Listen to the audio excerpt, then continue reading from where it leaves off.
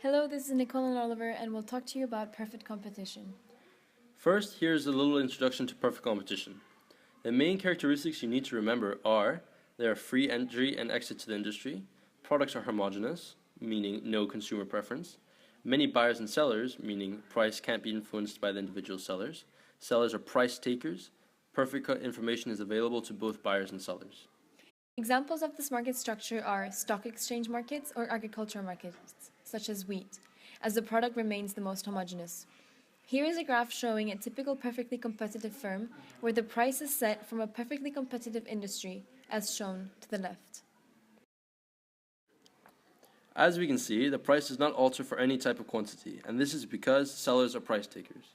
The price is in fact taken from where the supply and demand meet at equilibrium in a perfectly competitive industry, and owners of the smaller perfectly competitive firms must adapt to that price.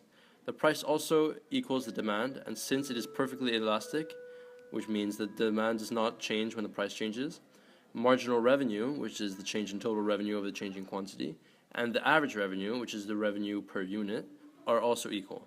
Mr. DARP is obtained. In this case, the supply curve is given by the marginal cost curve, MC, because as long as they are satisfying their costs, they're willing and able to produce at that quantity. And this intersects the price or demand curve to give us the equilibrium point of the smaller firm.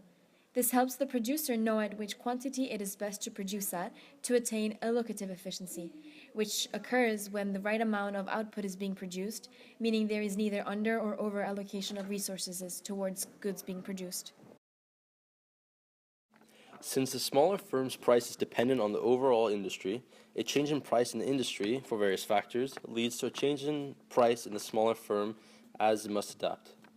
This leads to the short-run and long-run concepts that we will discuss. The profit max level on a perfectly competitive firm is determined by the point of intersection where MR equals MC, as this gives the best quantity for producers to produce at. This means that if something happens to the overall industry, a decrease in supply or demand or vice versa, the profit max level changes as well. Now we will discuss the short-run concepts that apply to this structure. Short-run is defined as the period of time where at least one factor of production is fixed. All production will take place in the short run. Both economic profit and loss are possible in the short run. We will discuss why when explaining the short run, and these are calculated by looking at the AVC and the ATC curves. To calculate whether the firm is obtaining profit or losses, you take the equilibrium point, also known as profit max point, and draw a vertical line.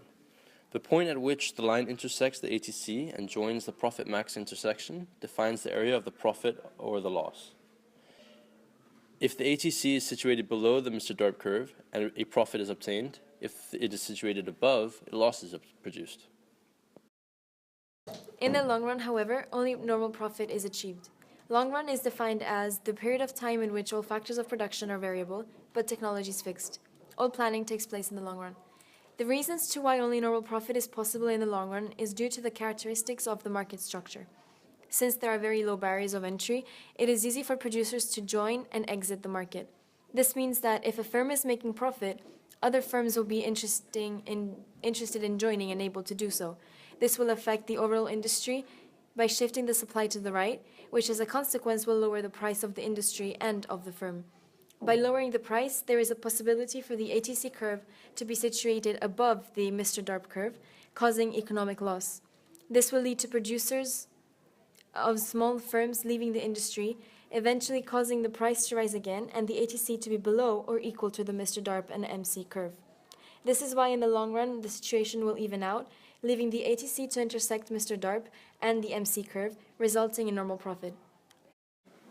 It is important to take into consideration the positions of the ATC and the AVC curves because these can give hints to whether it is best for a firm to shut down or to continue producing. The shutdown rule is where price is situated below the AVC curve, and if that is the case, the firm would shut down immediately to prevent any more losses. Normally, when making a loss, you would make a normal profit in the long run, but let's take a real-life example. If you think of a tiny ice cream market, where it costs $1 to produce cones and $1 to produce ice cream, resulting in a total of $2 to produce, and then they only sell it for $1.50, they're making a loss of 50 cents. per unit of ice cream sold. To finish this presentation, we will discuss the positives and negatives of this market structure.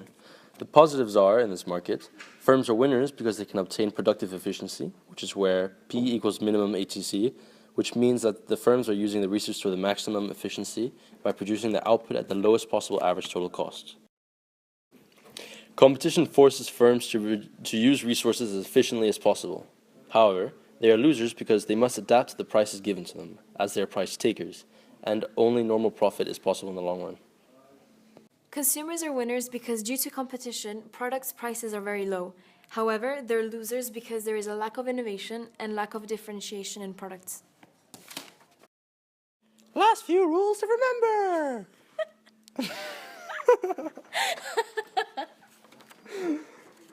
Allocated efficiency is achieved at P equals MC. Profit max is achieved at MR equals MC.